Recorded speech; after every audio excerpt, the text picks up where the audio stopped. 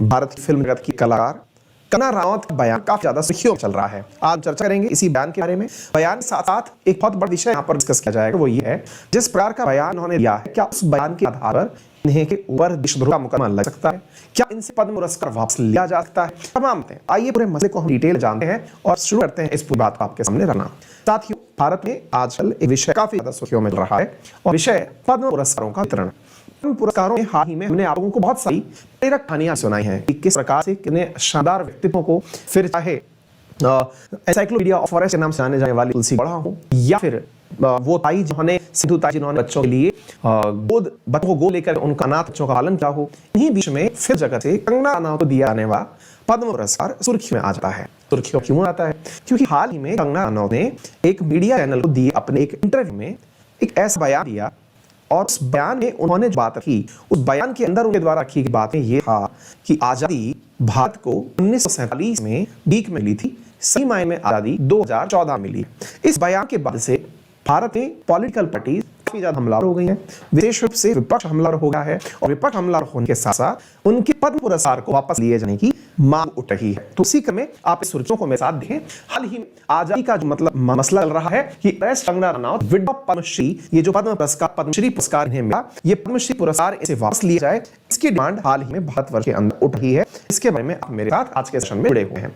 एक कंगना रनावत को जो कि फिल्म जगत से हैं, इन्हें राष्ट्रपति के द्वारा जो पद्मश्री पुरस्कार दिया गया था, उस समय की तस्वीरें हैं जिसमें राष्ट्रपति श्री रामनाथ कोविंद जी के द्वारा जगत में कंगना रनावत को पद्मश्री पुरस्कार से सम्मानित किया गया था। तो आप इस दृश्य से ये अंदाजा लगा सकते हैं कि रिसेंट डेज में हुआ एक कार्यक्रम था जिसके अंतर्गत पद्मश्री पुरस्कार से इन्हें सम्मानित किया गया था। इनके द्वारा हाल ही में editor in chief of times now Bharat की नाविका कुमार, इनके साथ इंटरव्यू में इस प्रकार की बातें बोली गई। हालांकि ये बातें मैं एक बार के लिए शॉर्ट में सुना भी चाहूंगा। और we should not really give him adulation as an actor. This is a very large subject, but if I tell you my thoughts on it, I have studied a lot on this and I have done a lot of research. I have also done a film of a martyr. It's very evident, it's very clear, and it's a matter of fact that British did not take over India by some democratic process, right? It was a forceful occupation of this nation, and there were some battles here and there. But in 1857, there was a decisive, perhaps a Swatantrata Sangram hua. It was a decisive fight for freedom, and they somehow curbed it. What followed after that is the most unfortunate part of history.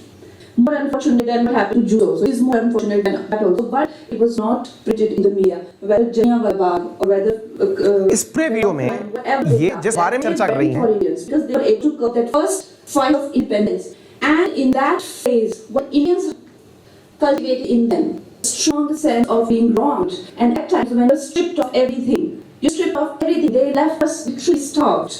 We did not have money to even eat, and so many near dear ones dying. All you want is to fight, And I'm not saying this is right, this is wrong. I'm saying this is how human society is. And British were acutely aware of it, that the blood will flow. But they decide whose blood will flow. It shouldn't be their blood. And for that, they need some people who would help them. So that Indians' blood flows, but not theirs. Not these are the people who are labeled as liberals, Congress, and so on and so forth. These are the people who swiftly, like आजादी अगर भीख में मिले तो क्या आजादी हो सकती है? आपको बताइए। जब गुलामी आपको लोगों को यूं करके दी थी तो आजादी आपको नहीं। ये जो बयान आपने सुना अभी कि आजादी अगर भीख में मिले क्या वो आजादी है, और जब आप गुलामी संघर्ष से मिली थी तो आजादी आसानी से कैसे मिल सकती है, यही विवाद का बयान है। और इस बयान के बाद में इनके द्वारा ये कहना कि मैं इस बयान के बाद मेरे ऊपर 10 केस हो जाएंगे, एक केस मेरे ऊपर दायर कर दिए जाएंगे।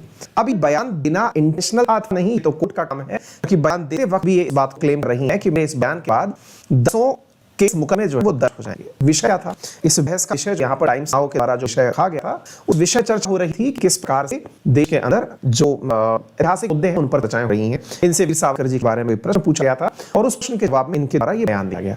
अब ये शब्द है अपने आप में काफी ज्यादा डेरोगेटिव रिमार्क है, जिसके अंदर उन्होंने लाइन बोली है आजाद भीख मिले। इसका अर्थ ये हुआ कि आपने 1947 के अंदर जब हमने स्वतंत्रता प्राप्त करी, वो स्वतंत्रता किसी एक या दो व्यक्ति के प्रयासों से अथवा बलिदानों से नहीं थी, तमाम भारतीयों ने रक्त बहाया था उस आजादी को प्राप्त करने में। फिर चाहे चंद्रशेखर आजाद हो, भगत सिंह हो, सुभाष चंद्र बोस हो, महात्मा गांधी हो, सरदार पटेल हो, पंडित नेहरू हो, इन सब का जितना भी लोगों का आप नाम जानते हैं, आजादी के स्वतंत्रता संग्राम के नायक रहे हैं, जो बहुत सारे संग हीरो हैं, बहुत से अनसंग हीरो हैं उन सबके प्रयासों से आजादी प्राप्त की गई थी। उस आजादी को अगर आज आप ऐसे बयान में ये शब्द के रूप में कहते हैं कि उस समय मिली आजादी भीख में थी, असली आजादी 2014 में मिली, तो ये बयान अपने आप में देश के आइडियल्स को, देश के उन योद्धाओं को जिन्होंने देश के लिए अपनी जान को हंसते हंसते फांसी के फंदे को गले पे लगा लिया, उन लोगों की शहादत को धत्ता बताने जैसा है। इसका अर्थ ये होता है कि इस प्रक्रिया के माध्यम से अपने फंडामेंटल ड्यूटीज में जो बात भारत के संविधान में मेंशन की गई है, आपने उसका उल्लंघन किया है।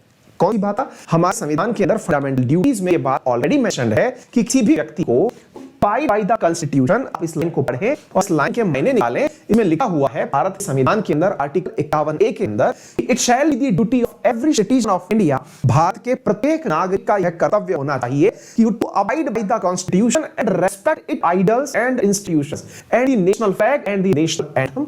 इसके साथ साथ हम लोगों को to cherish and for the noble ideas which inspire our national struggle for freedom. तो कहने का अर्थ यह है कि हमारे मूल कर्तव्यों में यह बात मेंशन की गई है संविधान में कि हमें चाहिए कि हम किस प्रकार से हमारे पूरे की पूरे आजादी के लिए जो भी कार्यक्रम जिम्मेदार थे, जो व्यक्ति जिम्मेदार थे, उनको चेरिश करें और उन्हें प्रोत्साहन दें। अब इस प्रकार की जब बातें सुर्खियों में आती हैं, इससे सीधा सीधा असर इस बात पड़ता है जो आपको समझ में आना चाहिए। मैं आप लोगों से साझा करना चाहूंगा कि असल में यहां से असली विषय जो मुद्दे का बकर आया वो ये था कि इनके द्वारा कही गई बातें भारत के वर्तमान में नेशनल स्वतंत्रता संग्राम को तो नीचा दिखाती ही हैं, साथ में एक अपने आप में ऐसी बात भी निकल के आती है जिससे लोगों के अंदर गलत धारणा बैठ सकती है। गलत धारणा किस लिए? कि एक ऐसे व्यक्ति के द्वारा जिन्हें भारत सरकार के द्वारा पद्म पुरस्कारों से सम्मानित किया गया है, पद्म पुरस्कार, पद्मश्री पुरस्कार से सम्मानित किया गया है और हाल ही में पद्मश्री पुरस्कार से सम्मानित किया गया है, तो ऐसे व्यक्ति से इस प्रकार का बयान निश्चय ही बहुत सारे लोगों के सोच पर, बहुत सारे लोगों के प्रयासों को धा बताने जैसा होगा। तो इन सभी बातों को ध्यान में रखते हुए वर्तमान में अपोजिशन के द्वारा मांग की गई है कि इससे जो इन्हें रिसेंटली दिया गया पद्म पुरस्कार है वो वापस ले लिया जाए। तो अब हमारे पास में आज के विषय में दो बातें डिस्कस करनी है। पहला विषय कि क्या किसी व्यक्ति से पद्म पुरस्कार वापस लिए जा सकते हैं। नंबर दूसरा, क्या इनके द्वारा इस प्रकार के दिए गए रिमार्क के आधार पर इन्हें गिरफ्तार किया जा सकता है। ये दोनों बातें आप हमसे डिस्कस करते हैं। सबसे पहला पार्ट है कि क्या पद्म पुरस्कार वापस लिए जा सकते हैं। साथियों, जैसा कि आप सबको पता है, भारत में पद्म पुरस्कारों को दिए जाने की जो प्रक्रिया है, उस प्रक्रिया में जो समिति पद्म पुरस्कार देती है वह समिति प्रधानमंत्री की सिफारिशों के आधार पर कार्य करती है। आज तक के इतिहास में कभी भी पद्म पुरस्कार किसी व्यक्ति से वापस नहीं लिए हैं। तो पहला पॉइंट तो यह है कि भारत के इतिहास में अभी तक किसी भी व्यक्ति से पद्म पुरस्कार वापस नहीं लिए गए हैं। लेकिन यदि गृह मंत्रालय सिफारिशें दे, होम मिनिस्ट्री सिफारिश दे उसी समिति को जिसने पद्म पुरस्कार वितरित किए थे, तो शायद वह समिति पूर्ण विचार कर सकती है। लेकिन आज तक ऐसा हुआ ही, कहीं भी ऐसा कोई कंटेंट मिला नहीं। नंबर एक बात। नंबर दूसरा, देश में देश के आइडियल्स को या स्वतंत्रता संग्राम के अंदर जो स्वतंत्रता सेनानी रहे हैं उन्हें नीचा दिखाया जा सकता है। तो इसका सवाल का आंसर बनता है कि भारत में इसके लिए हमारी जो IPC है उसके तहत सजा के प्रावधान किए हुए हैं। इन्हीं सजा के प्रावधानों को हम डिस्कस करेंगे, लेकिन उन सजा के प्रावधानों से बढ़कर भी एक बिल इस समय राज्यसभा में पेंडिंग है और उस बिल को 2019 में इंट्रोड्यूस किया गया था, जिसका नाम था prevention of insult to the father of nation and other items of freedom movement bill 2019। ये बिल अभी तक पेंडिंग है। इस बिल के अंदर यह विचार रखा गया है कि यदि कोई भी व्यक्ति इंटेंशनली देश के आदर्शों का अपमान करता है तो उन्हें 7 साल की सजा का प्रावधान दिया गया है। हालांकि अभी तक यह बिल पास नहीं हो सका है। साथियों, तो अब सवाल बता है कि इनके ऊपर केस दर्ज हुए भी हैं अथवा नहीं। साथियों, पॉलिटिकल पार्टी के बयान शुरू हो चुके हैं। इन्हीं में से एक मतलब यहाँ पर कार्यकर्ता हैं, उनके द्वारा आम आदमी पार्टी कार्यकर्ता है, उनके द्वारा मुंबई पुलिस के अंदर एक ऊपर केस दर्ज किया गया है। जिन धाराओं के तहत केस दर्ज किया गया है उनमें सेक्शन 504, 505, 124A शामिल है। ऐसी स्थिति में आपको जानना होगा कि भारत में क्या कह रहा है section 504 of Indian penal code, जिसके तहत इन्हें मांग की जा रही है गिरफ्तार करने की। देखिए, अगर इनकी गिरफ्तारी होती है पुलिस के द्वारा तो गिरफ्तारी के बाद गृह मंत्रालय को रिकमेंडेशंस भेज जा सकती हैं। हालांकि कंगना रनौत केवल पद्म पुरस्कार विजेता नहीं है, अपितु उन्हें अपनी 2 फिल्में पंगा और मणिकर्णिका के लिए नेशनल अवार्ड से भी सम्मानित किया जा चुका है। ऐसी स्थिति में अवार्ड्स उनके पास और भी हैं, तो ऐसी चीजों के ऊपर भी डिमांड उठ सकती है। लेकिन फिलहाल के लिए हम आपको यहाँ बताना चाहेंगे कि IPC की ये धारा 504 क्या कहती है। ये धारा कहती है कि intentional insult with intent to provoke breach of the peace, whoever intentionally insult and thereby gives provocation to any person intending or knowing it to be likely at such provocation will cause him to break the public peace or to commit any other offense shall be punished with imprisonment of either description for a term which may extend to 2 years or with fine or with both।